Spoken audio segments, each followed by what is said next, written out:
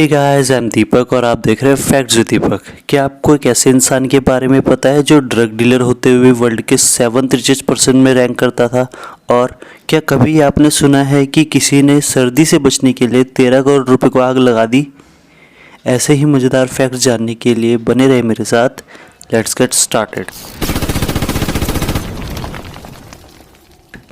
आज हम बात करेंगे पाब्लो एस्कोबार के बारे में। पाब्लो एस्कोबार का जन्म 1 दिसंबर 1949 को कोलंबिया में हुआ था।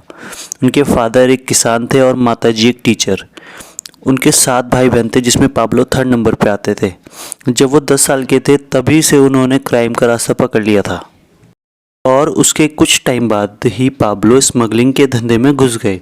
उन्होंने इस कारोबार को करने के लिए 15 बार कोलंबिया से पनामा का सफ़र तय किया जिससे वो अपना एक रूट तैयार कर सके। उन्होंने 15 एरोप्लेन्स और 6 हेलीकॉप्टर परचेज किए। 25 साल की उम्र तक पाब्लो एस्कोबार अमेरिका में 80% कोकेन अकेले सप्लाई करता था। पाब्लो कभी भी अपने पैसे को बैंक में नहीं रखता था। 1989 में फोर्ब्स की रिपोर्ट के अनुसार पाब्लो एस्कोबार दुनिया का 7th रिचेस्ट पर्सन बन चुका था। पाब्लो के पास इतना पैसा था कि उसका 8% पैसा सिर्फ चूहे और दूसरे ज़मीन पर रहने वाले जानवर ही खराब कर देते थे। 1976 मार्च जब पाब्लो 27 साल के थे तो उन्होंने शादी कर ली 15 साल की मारिया विक्टोरिया से। उनको 2 बच्चे हुए, जुआन और मैनुएला। जब उनका बिजनेस पीक पर होता था तो पाब्लो ने एक दिन में $60 मिलियन बनाए थे। आज के हिसाब से approx 400 crore per day. Oh my God. Pablo का एक किस्सा सबसे फेमस ये भी है, उसने खुद की एक जेल बनाई थी। जेल का नाम ला कैथेड्रल है। जेल में सारी सुख सुविधा और लग्जरी अवेलेबल थी। पाब्लो के ऊपर कोलंबियन गवर्नमेंट का 10 बिलियन डेब्ट था और पाब्लो उसको भरने के लिए मंजूर भी हो गया था।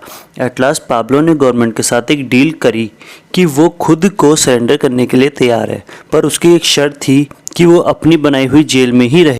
गवर्नमेंट पाब्लो को उसकी जेल से नॉर्मल जेल में लेकर जाना चाहती थी क्योंकि वो अपनी जेल से ड्रग्स का बिजनेस को हैंडल कर रहा था। पर पाब्लो बहुत तेज़ दिमाग और स्ट्रॉन्ग नेटवर्क वाला इंसान था।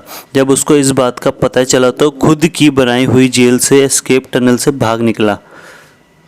जब पाब्लो जेल से भागा तो उसको एक हाइड आउट में रुकना पड़ा जहां पे पाब्लो एस्कोबार ने अपनी बेटी को ठंड से बचाने के लिए लगभग $2 मिलियन यानी 13 करोड़ रुपए जला दिए। इसके बाद वो अगले 18 महीने तक गवर्नमेंट से भागता रहा। अमेरिकन डीसीए और कोलंबियन पुलिस उसको किसी भी कीमत में हाथ से जाने नहीं देना चाहते थे। 1993 में अपने 44th बर्थडे के नेक्स्ट डे पुलिस ने उसको शूट आउट में मार दिया। उसके फनल में हज़ारों लोग उसको देखने के लिए आए। पाब्लो की मौत के बाद कोलंबिया में ड्रग्स का बिजनेस धीरे धीरे टूट गया और बहुत हद तक ये कम भी हो चुका था। Thank you. Stay tuned for more videos. Please like, share and subscribe my channel.